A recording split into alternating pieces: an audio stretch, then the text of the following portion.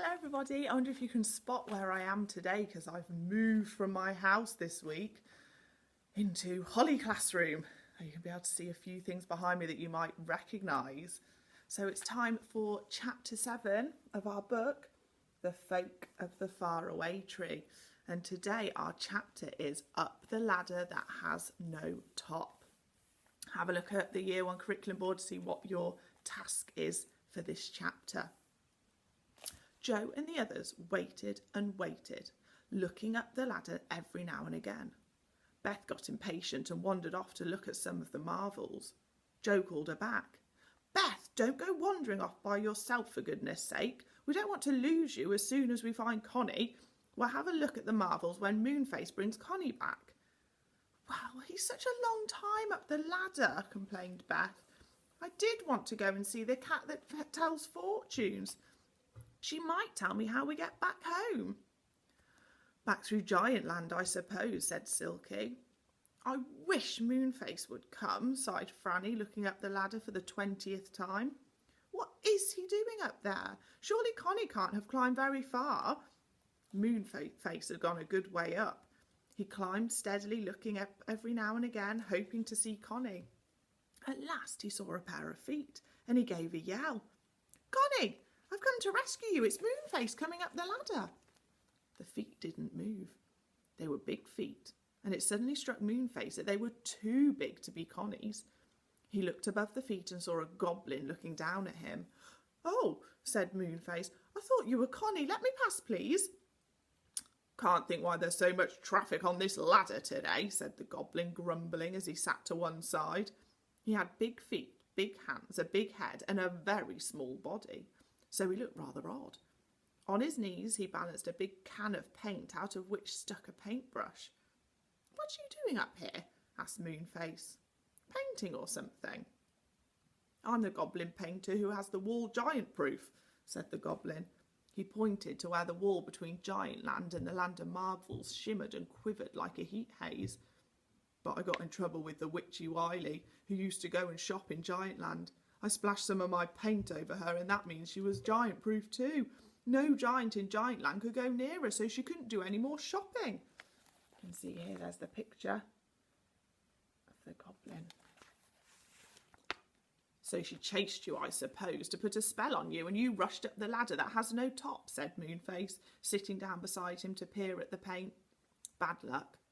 Why doesn't she chase you up here?" "Doesn't like climbing," said the goblin. "But she's waiting down there at the bottom, I'm sure of it." "She isn't," said Moonface. "I've just come up and there was no witch down there. You go on down now and see. I'm sure you can slip off and escape."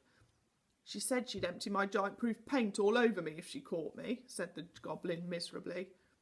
"Well, leave it here with me," said Moonface. "I'll bring it down for you. Then if the witch is at the bottom, it won't matter, because you won't have your paint with you." "Right," said the goblin, cheering up. He tied the handle of the paint can to the rung of the ladder and began to go down. Moonface suddenly remembered Connie, and he called down to the goblin. "Hey, just a minute. Have you seen a little girl go up the ladder?" "Oh, yes," said the goblin, stopping. "A dirty little girl, very frightened. She was crying. She pushed past me very rudely indeed. I didn't like her." "Oh, that's Connie all right," said Moonface, and he began to climb up again. "I hope she hasn't gone too far up. She really is a nuisance." He lost sight of the goblin. He went on climbing up, and at last he heard a miserable voice above him. It was Connie's. "Oh, I can't climb any further. This ladder doesn't lead anywhere. I can't climb down because that goblin will scold me. I shall have to stay here for the rest of my life. Boo-hoo, boo-hoo." Connie sobbed, and 2 or 3 tears splashed down on Moonface's head. He rubbed them off. Then he saw Connie's feet above him. "Hey, Connie," he called. Connie gave a shriek and almost fell off the ladder, and Moonface felt it wobbling. Oh, who is it?" cried Connie, and began to climb hurriedly up the ladder again, afraid the goblin was after her. This was too much for Moonface. Here he was, having gone all the way to the Land of Marvels, through Giant Land, and up goodness knows how many rungs of this ladder, and just as he found Connie, she began climbing up and up again. He caught firmly hold of one of her ankles, and she screamed, "Let go, I'll pinch you, let go!"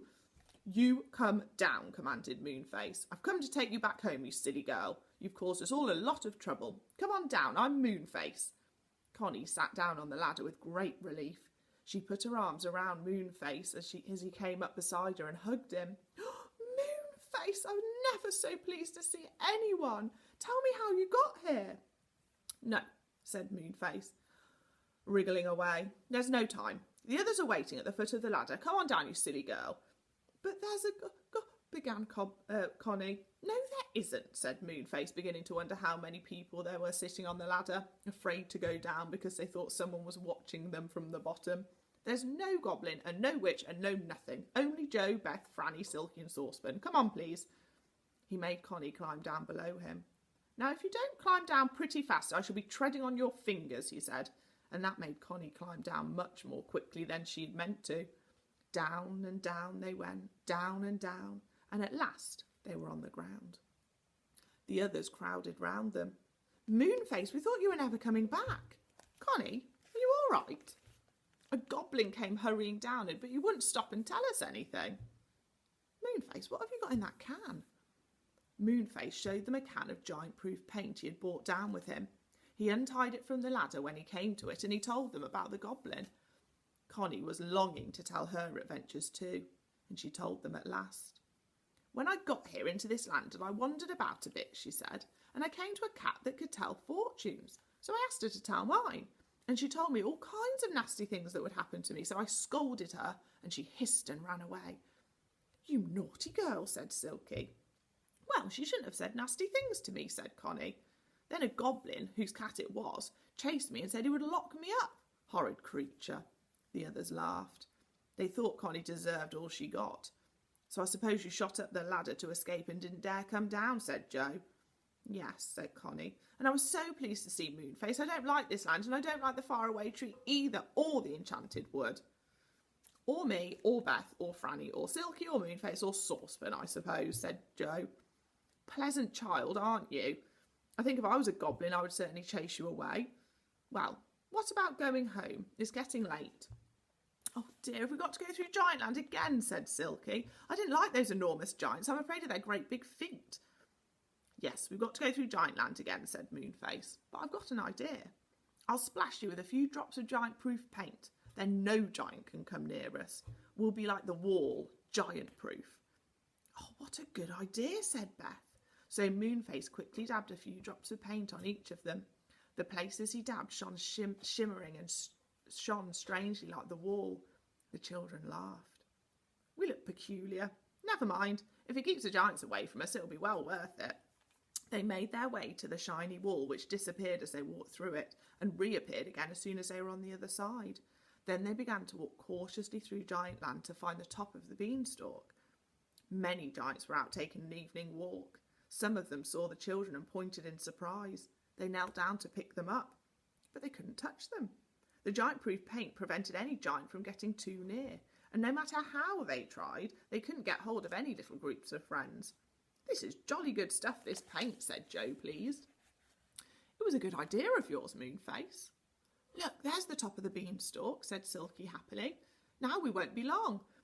The giants followed them to the beanstalk. The children and the others climbed down as quickly as they could, half afraid that the giants might shake the beanstalk so they'd fall off. But they didn't. They just rudely crawled down after them. They got to the ground and sighed with relief. My goodness, we're late, said Joe, looking at his watch. We must head for home at once. Where's that train? Soon they were in the funny little train. They got out of the enchanted wood, said goodbye to Moonface, Silky and Saucepan and made their way home. Connie was very tired. Well, I guess you didn't enjoy the party very much, said Joe to Connie. And what about the Faraway tree and the people there? Do you believe in them now? I suppose I'll have to, said Connie. But I didn't like any of them much except Moonface. I can't bear Saucepan. He doesn't seem to like you either, said Beth. Well, Connie, you don't need to come with us again if you don't want to. We can leave you behind. But that didn't please Connie. No, she meant to go where the others went. She was not going to be left out. And that's the end of chapter 7. So as I say, have a look at the curriculum board to see what your task is for this week. And I'll see you again soon. Bye.